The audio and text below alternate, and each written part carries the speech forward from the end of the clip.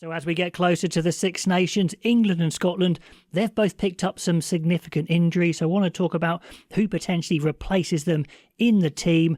And I'm going to pick what I think is the best team for me for Scotland to play Italy and England away to Ireland. So let's get it stuck into this video, supported by Sports News Blitz. They've got loads of great stories out on the Six Nations, so do check out their website, podcast, YouTube channel. It's really good stuff. So let's start with Scotland. They do have the more winnable game at home to Italy, so they're going to want to start with a bang, but they've lost their star inside centre and now captain, Sione Tuipulotu, and they've lost their very strong second row, Scott Cummins, as well.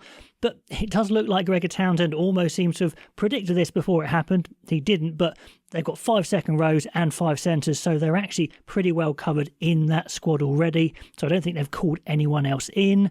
In the second row, it's just a timely return for Johnny Gray. It just seems absolutely perfect that he's going to come in there and start with Gilchrist. I mean, it could have been Gilchrist and Cummins with Gray on the bench, but now almost certainly Gilchrist and Gray. The only question then being which of those other 2 second rows, Sykes and Gregor Brown, comes in on the bench. Both very inexperienced, but I think I'd go for the slightly older, bigger, heavier Sykes to come in with some heft on the bench. Tuipulotu is a devastating blow, losing him, no matter who you replace him with, but I think they do have one absolute star replacement that I always say doesn't get enough game time for Scotland, and that is, of course, Rory Hutchinson of Northampton. Yes, he doesn't quite have the same size and power of Tuipulotu, but he's got everything else, and attacking-wise, he's amazing, very creative, very quick, very elusive, can put guys through holes like Tuipulotu can. Yeah, won't bash as hard in defence or hit the gain line quite as hard, so you can lose a bit, but I think they're definitely going to be just as dangerous, certainly moving that ball around. So my Scotland team to face Italy would be Schoeman, Ashman, Xander Fagerson, Gilchrist and Gray. In the back row, Matt Fagerson, Darge and Dempsey, White and Russell, Hutchinson with Jones, Van der Merwe, Graham and Kinghorn. It's such a good starting 15, even without those losses. On the bench, a little light maybe in the front row, but Richardson, I think, comes in, and Hurd, tight head replacement. Sutherland is a very experienced player, of course, on the loose head, former British and Irish line, of course. Then Sykes, Richie covering 6 and 7, George Horn an excellent impact 9. Jordan, I think, can cover 10 and 15 very well.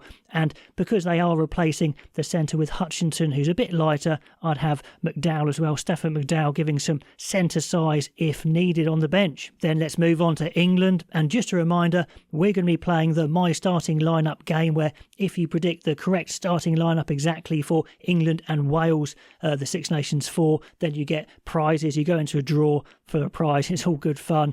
I'll do that a bit more nearer the time. You probably want to be waiting around the Saturday, Sunday, Monday to make your call on that. You can register now with the code RugAN1. So get ready to play that game. That'll be cool. So the RFU email caught me a bit by surprise with the sheer number of changes. We've got Curtis Langdon coming in for Jamie George. So a big blow for Jamie George. But Langdon is in great form, that is for sure, but a little bit lighter than Jamie George. Arthur Clark comes in for Alex Coles.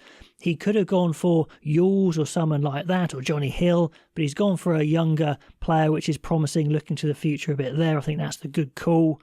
Ben Spencer comes in for Jack Van Poortvliet. Jack Van Poortvliet, again, getting injured just before an England tournament, so tough for him, but I think Spencer deserves to be in.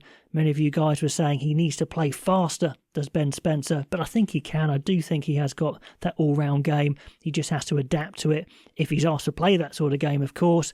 We have Alex Dombrandt dropping out and Henry Pollock in. Now, it could have been a different player. It could have been, say, Tom Pearson or someone like that, but it looks like Borthwick has recognised the sheer potential of Henry Pollock, and it looks like he's coming in, obviously, for a number 8, so is he in as an 8, which is really, really interesting to see. I thought he would be in as an open side in the seniors, but he seems to be transitioning to 8. Rafi Quirk is in as well. Alex Mitchell is kind of touch and go. He's going with the squad, but he's got a dead leg, so could be okay. And Rafi Quirk, we know, has a really high ceiling. He's got that talent, but injuries kind of stopped his progress. So some quite exciting guys coming in there for those players going out. So it sounds a bit harsh, but if those are the players to get injured, okay, I think the replacements might actually be a little better, dare I say, as long as Alex Mitchell comes through, because he is travelling with that squad and the others aren't. So here we go. I'm going to put my money where my mouth is. This is the England team that I think should take the field against Ireland. And I think it's got a chance. They're underdogs, but I'll be excited to see this team go. Ellis Genge, Theo Dan and Will Stewart. It's a good battle between Theo Dan and Luke Cowan-Dickie. Who starts? I think you could go with either, but Dan is in form, in amazing form, and I think he needs to show what he can do from the start. Apoko Fajor's got to be close, but he's so young. I think you go with, the solid Will Stewart with Apoko Fajor to come on. On the bench at loosehead, Rod is the form loosehead, playing so well for Sale, so I think he gets the nod over Baxter. Second row wise, Chesham only just come back. He didn't play second row for Leicester. He played 6 and didn't go so great for Leicester, to be honest, full stop. So I think I'd keep it Itoje and Martin. Itoje, obviously the captain, with Chesham to come on. I wouldn't start Chesham at 6, as many people say they might, because we've got 2 outstanding 6s in the squad. So what a waste if you wouldn't play Cunningham South or Hill and play Chesham instead. I think you get plenty of line out from those 2 anyway.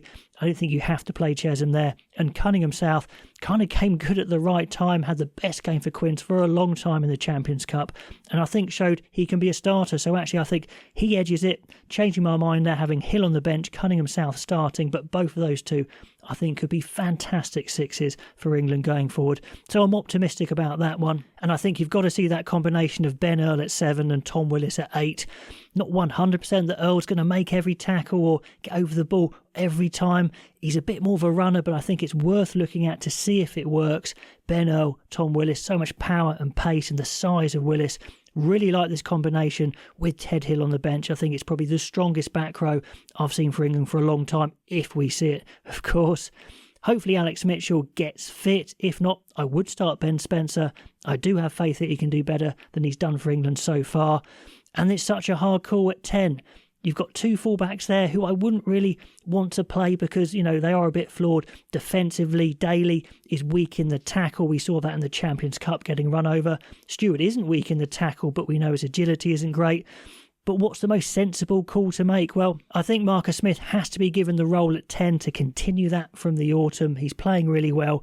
Finn Smith has got a shout, but I think continuity makes sense. So kind of head over heart here. Freddie Stewart starting at 15. The guy's in form, and I think Ireland will be hitting the big kicks up. And I definitely think if you had Marcus Smith at 15, they'd just be peppering him, and it could be a bit ugly. So I think it makes sense with this squad that's been selected to have Freddie Stewart at 15 and just hope he doesn't get isolated one-on-one or cover tackles. In the centre, the only combination that makes sense to me is Lawrence at 12 and Beard at 13. Freeman hasn't played enough at 13 to make him an option. I don't see Dingwall punching any holes. Slade, I think, has dropped off. He's kind of a 10 now for extra anyway. So Lawrence and Beard, I'll be excited to see how they go, although, of course, it's very new. On the wings, I like the combination of Caden Murley and Tom Roebuck. Slight Holmes had a recent hamstring injury, so there's no need to rush him, especially when Murley's in such great form and looking the quickest I think I've ever seen him. And Roebuck, that massive aerial game, that big physical threat. Really going to be watching him very closely to see how he goes. He could step up, or is he maybe not quite quick enough?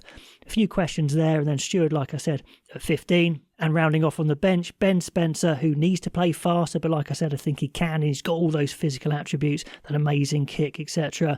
Finn Smith coming on to really weave some magic at the end. And Tommy Freeman, I think, is the perfect cover there at 23, covering centres and back 3, can play fullback as well as the wing, but probably Marcus Smith is a change-up at 15. So that's the team I think should go against Ireland. I think it would have a chance. I'd be excited to see that team go. Will it be that team? Probably not, but let me know what you think. What would be your Scotland team with those injuries, especially to Tuipulotu, and what would your England team be to take on Ireland? Anyway, thanks for watching. Do like, do subscribe. That's always excellent. Pop all those comments below, and I'll catch you next time.